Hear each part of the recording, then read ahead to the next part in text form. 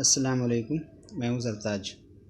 पिछली वीडियोस में polynomial class 10 का पार्ट 1 में हमने बताया था आपको कि पॉलिनोमियल किसे कहते हैं और ज़ीरोज़ किसे कहते हैं। तो ज़ीरोज़ बेसिकली पॉलिनोमियल को इक्वेट करते हैं ज़ीरो से और उसका जो आंसर आता है उसे हम लोग ज़ीरोज़ कहते हैं। ज़ीरोज़ इसलिए कहते हैं क्योंकि मैंने ज़ीरो को इक्वल कर दिया। ठीक है, आज देखेंगे इसी का पार्ट 2। अगर ज़ीरोज़ निकालना है तो उसे हमें इक्वल करना होगा ज़ीरो के। एक एग्ज़ाम्पल देखते हैं। जैसे कि ये दिया हुआ है x² + 4x + 3 = 0। इसे चाहेंगे तो कई अलग अलग तरीके से निकाला जा सकता है। एक तो है मिडिल टर्म स्प्लिट, जो कि बहुत ज़्यादा पॉपुलर है। मिडिल टर्म स्प्लिट करेंगे तो ये हो जाएगा x², यहाँ पे हम कर सकते हैं 3x + x + 3 = 0। x यहाँ से कॉमन ले लिया, x + 3 यहाँ से 1 कॉमन ले लिया तो x + 3 = 0। x + 3 दोनों जगह है, x + 3 कॉमन ले लिया, यहाँ बचा x + 1 = 0। तो कल मैंने बताया था कि अगर दो नंबर इस तरह से दिए हुए हैं a × b = 0, तो इसका मतलब क्या है कि या तो ये ज़ीरो है या तो ये ज़ीरो है या दोनों ज़ीरो हैं। ऐसा ही पॉसिबल है कि दोनों ज़ीरो हो सकते हैं। तो कोई ना कोई एक तो ज़ीरो है ज़रूर, या फिर दोनों ज़ीरो। तो मेरे पास दो नंबर आ गए, एक ये और एक ये मल्टीप्लाई होता है बीच में, तो ये दोनों का प्रोडक्ट ज़ीरो है। इसका मतलब या तो ये ज़ीरो है या तो लिखेंगे x + 3 = 0, यानी कि x = -3, या फिर x + 1 = 0, तो x = -1। तो यहाँ पे दो आंसर आ गए मेरे पास, एक तो ये और एक ये। किसी एक को हम क्या कहेंगे, अल्फ़ा, और दूसरे को कहेंगे बीटा। ठीक है, और इसे हम अगर सॉल्व करें अल्फ़ा + बीटा क्या होगा, तो चूँकि दोनों ज़ीरोज़ आ ही चुके हैं तो हम आराम से अल्फ़ा + बीटा निकाल सकते हैं। अल्फ़ा + बीटा क्या होगा, अल्फ़ा है मेरा -3 + -1, आपका आंसर आया -4। उसी तरह से अल्फ़ा × बीटा अगर निकालने की कोशिश करें तो -3 × -1, ये आया 3। ठीक है, तो हमने निकाल दिया। लेकिन अगर मैं दोबारा से बता रहा हूँ आपको कि अगर कोई डायरेक्टली आपसे ये पूछेगा कि सिर्फ अल्फ़ा + बीटा निकालो, अल्फ़ा और बीटा अलग अलग मत निकालो, अल्फ़ा बीटा बोला तो ज़ीरोज़ अलग अलग ज़ीरोज़ मत बताओ, मुझे सिर्फ डायरेक्टली बताओ कि ये इक्वेज़न है, इसका दोनों ज़ीरोज़ का सम बता दो बस। तो आप याद रखिए कि ये वाला आप इतना पूरा सा स्टेप नहीं करेंगे। ठीक है, क्यों? क्योंकि अल्फ़ा + बीटा जो होता है वो होता है -b/a। -b/a कर दीजिए, माइनस तो रहेगा ही। b क्या है आपके पास 4, तो 4 लिख दिया। a क्या है 1, तो ये आपका आंसर हो गया -4। उसी तरह से अल्फ़ा और बीटा पूछ देगा, यानी कि अल्फ़ा बीटा का प्रोडक्ट बताओ, तो आप कर देंगे c/a। c क्या है आपका 3 और a 1 है, तो ये आपका हो गया आंसर। तो अलग अलग निकाल के ही मैंने किया तो यही आया, और फार्मूले से मैंने किया -b/a c/a से किया तो भी वही आया। तो इसे हम लोग वेरीफाई भी कहते हैं। चूँकि MCQ में वेरीफाई नहीं आएगा तो बस आप सिर्फ सीख लीजिए कि इसे ऐसे वेरीफाई जब कहेगा तभी हम ऐसा ही काम करते हैं। ठीक है ना, लेकिन अगर डायरेक्टली कोई ये से पूछा हुआ है सम और प्रोडक्ट क्या होगा, तो हम लोग b/a c/a ही यूज़ करेंगे। ठीक है, सम पूछेगा तो -b/a, प्रोडक्ट पूछेगा तो c/a। क्लियर है? चलिए, मैंने कुछ होमवर्क दिया था और पता नहीं ये क्यों क्या हो रहा है कि सिर्फ कुछ ही बच्चे सीरियस हैं, एक बच्चा भेजता है, बाकी 2-3 बच्चे भेजते ही नहीं हैं। ठीक है, तो प्लीज़ ऐसा ना कीजिए। अगर भेजना है, पढ़ना है, अगर सही मानों में आपको नंबर लाने हैं, अच्छे नंबर लाने हैं, तो प्लीज़ थोड़ा सीरियस होकर के जो मैंने पढ़ाया है, जो मैंने भेजा है, उसे आप ज़रूर सॉल्व कीजिए और मुझे भेजिए, तभी आप अच्छा स्कोर करेंगे। यहाँ की मेहनत जो है ना आपको मतलब कोई ना कोई अच्छा प्रोडक्ट देगी। है ना, अच्छे मार्क्स के शक्ल में, यानी अच्छे मार्क्स आएंगे। तो प्लीज़ आप इसे सॉल्व कीजिए। चलिए अब देखते हैं कि अगर सम और प्रोडक्ट ऑलरेडी गिवन है तो क्या पॉलिनोमियल पता लग सकता है। जैसे कि आपको मैं कहूँ कि अल्फ़ा प्लस बीटा, पुराने वाले क्वेश्चंस में दे रहा हूँ, अल्फ़ा प्लस बीटा जो है वो मेरा है -4, ठीक है, -4, और अल्फ़ा इंटू बीटा जो है वो है 63। तो बताइए पॉलिनोमियल क्या है। ऐसा भी क्वेश्चन आ सकता है। तो देखिए, एक तो ये तरीका है कि हम -b/a होता है ना, अल्फ़ा प्लस बीटा क्या होता है -b/a, और -b/a 4 है, -4, और 4 को हम 1 लिख सकते हैं, और अल्फ़ा बीटा जो है वो है 3, जो कि होता है c/a, तो यहाँ भी 1 लिख सकते हैं। तो अब मुझे तीनों चीज़ पता चल ही गया है।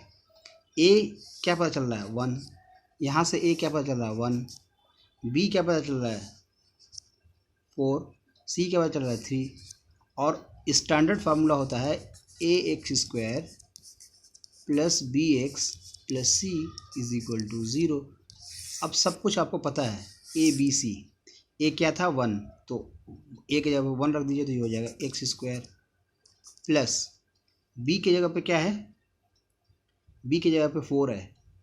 देखिए -b की जगह पे -4 है, इसका मतलब b की जगह पे 4 है, तो लिख दिया 4x प्लस c की जगह पे क्या है 3, ये रख दिया 3। तो ये आपका आंसर आ गया, पॉलिनोमियल ऐसे भी निकल गया।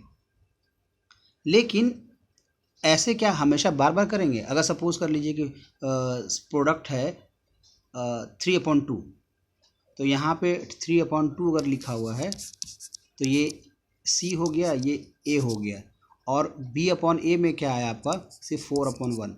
अब यहाँ पे a 2 है और यहाँ पे a 1 है। अब इस केस में कैसे करेंगे, तो थोड़ा सा आपको यहाँ पे 2 से मल्टीप्लाई करना पड़ेगा, इसे भी 2 से मल्टीप्लाई कीजिए, इसे भी, ताकि a और a सेम हो जाए। तो इससे अच्छा क्या है कि मैं एक फार्मूला बता रहा हूँ, उस फार्मूले पे आप सिर्फ रख देंगे ना तो अपने आप ही आ जाएगा। ठीक है, देखिए फार्मूला क्या है। अगर चलिए एक और पेज ले लेता हूँ। फार्मूला ये है कि x² minus alpha plus beta x plus alpha beta is equal to 0। ये आपका फाइनल एक फार्मूला ही बन गया, जिसे हम आराम से निकाल देंगे। क्या करेंगे, x² लिख देंगे, वैसे ही माइनस लिख दिया, सम ऑफ जीरोस क्या दिया हुआ था -b, लिख दिया -4।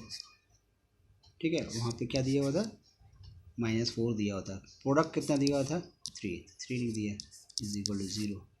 अब x² ये माइनस माइनस में हो गया प्लस 4, सॉरी b क्यों लिख दिया मैंने, +3 इज इक्वल टू 0। अब इससे क्या होगा कि आपको ये दिमाग नहीं लगाना है कि a की जगह पे क्या है, b की जगह पे क्या है, यहाँ तो a अलग हो रहा है, b अलग हो रहा है, ऐसा कुछ दिमाग लगाने की ज़रूरत नहीं है। आप एक बार रख लीजिएगा, ये निकल जाएगा। यहाँ पे अगर डेसिमल में या फ्रैक्शन में भी अगर हुआ ना तब भी सही आंसर आएगा।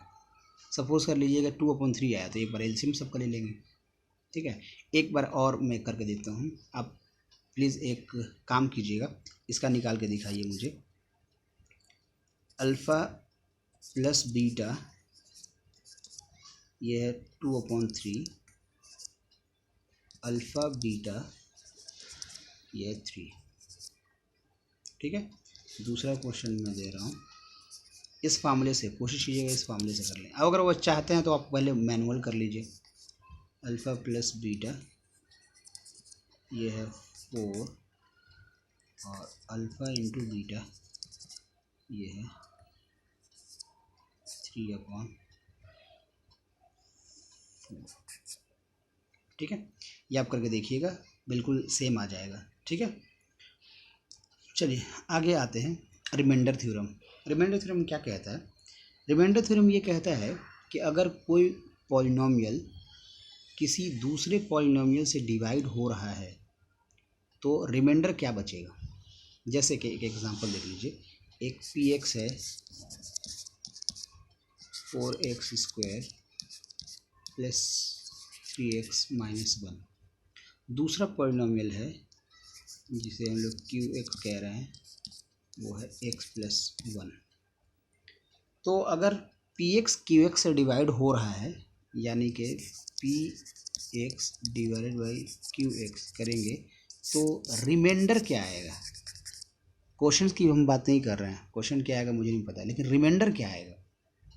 तो अब ऐसे में तो सिर्फ हम लोग ये जानेंगे ना कि भाई इसे डिवाइड करके देख लेते हैं, और दूसरा कोई तरीका नहीं है ना। अगर कोई पूछ दे कि इस पॉलिनोमियल को डिवाइड करें इस पॉलिनोमियल से तो क्या रिमाइंडर आएगा, तो हम लोग डिवाइड करके देखेंगे सिंपली, है ना। मैं भी डिवाइड करके देखता, लेकिन रिमाइंडर थ्योरम ये काम को आसान कर देता है। आप रिमाइंडर थ्योरम में क्या करेंगे कि रिमाइंडर थ्योरम को अगर आप जान रहे होंगे तो ये रिमाइंडर बड़ी आसानी से निकल सकता है। चलिए आपको एक बार मैनुअली करके दिखाता हूँ, उसके बाद फिर रिमाइंडर थ्योरम क्या है वो मैं बताता हूँ। देखिए अभी तो हम ये करेंगे कि x+1 4x² प्लस 3x-1, ये यहाँ पे x है, यहाँ पे 4x² है, तो 4x से मल्टीप्लाई कर लेंगे प्लस 4x से, तो ये हो गया 4x² plus 4x minus minus, ये हो गया कैंसिल, ये बचा सिर्फ क्या -x-1। अब -1 से मल्टीप्लाई करेंगे तो ये हो जाएगा -x-1, और इत्तेफाक से ये प्लस प्लस ये दोनों कट गया, यहाँ पे रिमाइंडर आ जाएगा 0। ठीक है, क्योंकि दोनों कट गए 0 हो गया। लेकिन रिमाइंडर थ्योरम कैसे आपको मदद करेगा ये देख लीजिए। अब इसे मैं डिलीट कर रहा हूँ।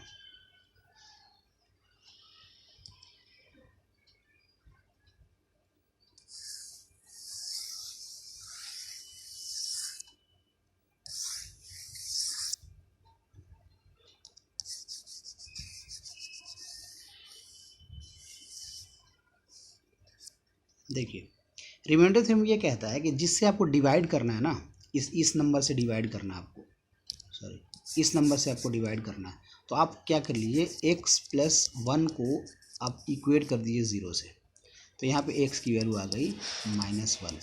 पहला काम ये करना है, जिससे डिवाइड करना है उसको इक्वल कर दीजिए 0 के, और x की वैल्यू निकाल लीजिए, ये -1 आ गया। अब ये -1 जो है ना, इसमें आप पुट कर दिए, जहाँ जहाँ x है वहाँ पे -1 रख दीजिए, जहाँ जहाँ भी x है वहाँ पे -1 रखते चले जाइए, तो ये हो गया 4 इंटू -1 का स्क्वायर प्लस 3 इंटू -1 -1। इसे सॉल्व कीजिए, डायरेक्ट रिमाइंडर निकलेगा, तो ये हो गया 4 -3 -1, ये सब कट गया, क्या आ गया 0। ये इतना आसान है, लेकिन याद रखिएगा कि रिमाइंडर पता करना होगा तभी रिमाइंडर थ्योरम यूज़ करेंगे। अदरवाइज़ अगर कोई पूछ देगा क्वेश्चन निकालिए तो यहाँ पे सिर्फ यहाँ पे रिमाइंडर थ्योरम काम ही नहीं आएगा।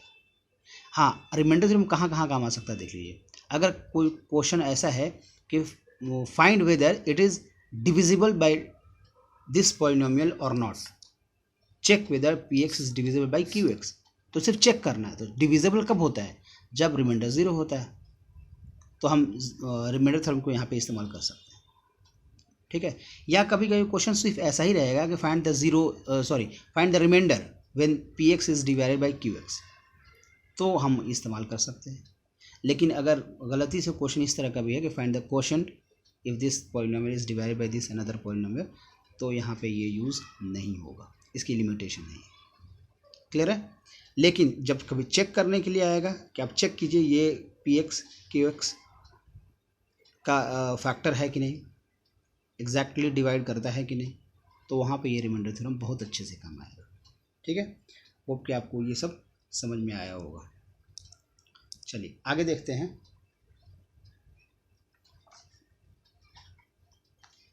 आपके एनसीईआरटी में एक्सरसाइज 2.3 में बहुत सारे क्वेश्चन दिए हुए हैं, और सिर्फ यहाँ पे क्वोशंट रिमाइंडर दोनों पता करना है।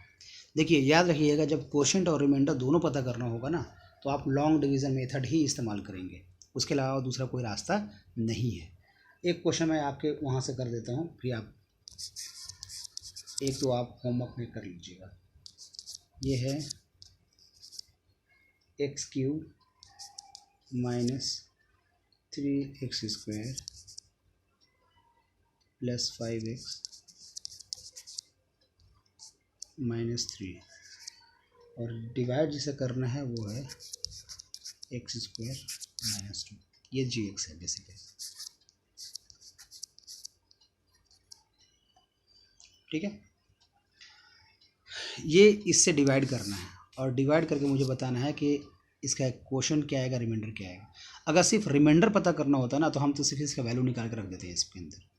सिर्फ रिमाइंडर पता करना होता तो क्या करते हैं, x² minus 2 is equal to 0 और x² इज इक्वल टू 2 और x is equal two plus minus 2। अब इसे हम रख देते हैं इसके अंदर, ठीक है। लेकिन ऐसा नहीं करेंगे क्योंकि मुझे रिमाइंडर और क्वोशंट दोनों एक साथ फाइंड आउट करना है, तो ये हम काम नहीं करेंगे, ठीक है। होप कि आपको ये समझ में आया होगा। चलिए देखिए कैसे करेंगे।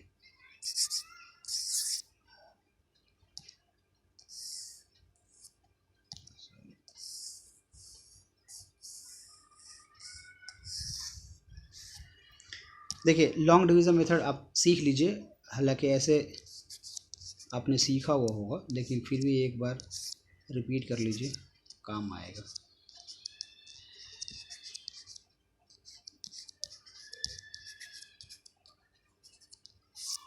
देखिए यहाँ पे है एक्स क्यूब और आपके पास है x², तो कितने की कमी है, एक x, तो यहाँ पे लिख दिया मैंने x। अब इस x को मल्टीप्लाई करेंगे इससे और इसी x को मल्टीप्लाई करेंगे इससे, ये बार बार ऐसा करेंगे। पहले से आपने सेलेक्ट कर लिया और सिर्फ इसके लिए सेलेक्ट करेंगे, तो ये x² को x से मल्टीप्लाई कर दिया तो ये हो गया x क्यूब।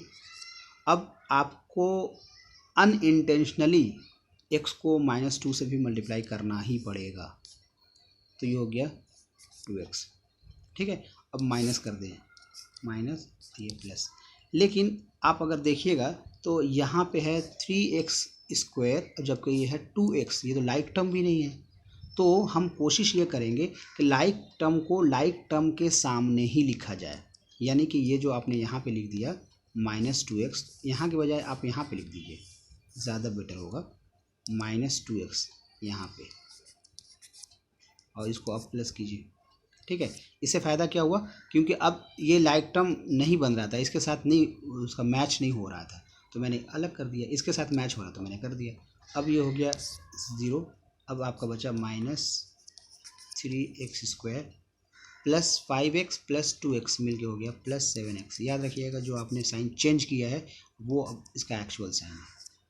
अब आपको लाना है -3x², अब आपके पास है सिर्फ x², तो -3 से मल्टीप्लाई कर देंगे। लेकिन -3 से मल्टीप्लाई करने के बाद फिर क्या कहूँगा, इससे भी मल्टीप्लाई करना होगा, इसे भी मल्टीप्लाई करना होगा, तो -3x² और ये माइनस और माइनस मिलकर हो गया प्लस 6। अब यहाँ पे भी 6 लिख सकते हैं, लेकिन मुझे यहाँ पे लिखना ज़्यादा बेटर होगा क्योंकि ये लाइक टर्म ये है, ठीक है। अब ये प्लस ये माइनस, ये आपका कैंसिल, बचा क्या 7x माइनस 9। अब आप क्या कर सकते हैं, ये आपका रिमाइंडर हो गया और ये क्वोशंट हो गया, क्योंकि 7x तो अब आएगा ही नहीं ना, क्योंकि x² को जिससे भी मल्टीप्लाई कर दीजिए नहीं आएगा, ठीक है। तो ये बस इतना ही आंसर हो गया, तो ये आपका हो गया क्वोशंट, ये हो गया आपका रिमाइंडर, ठीक है। चलिए अब आपको एक दो क्वेश्चंस मैं देता हूँ आपको, ये भी आपको होमवर्क में करके लाना है, आपके एनसीईआरटी में ही दिया हुआ है, लेकिन एनसीईआरटी तो आप लोग करेंगे नहीं मुझे जहाँ तक उम्मीद है, लेकिन मैं इसी से दे देता हूँ। एनसीईआरटी करीब करीब सबके पास होता है।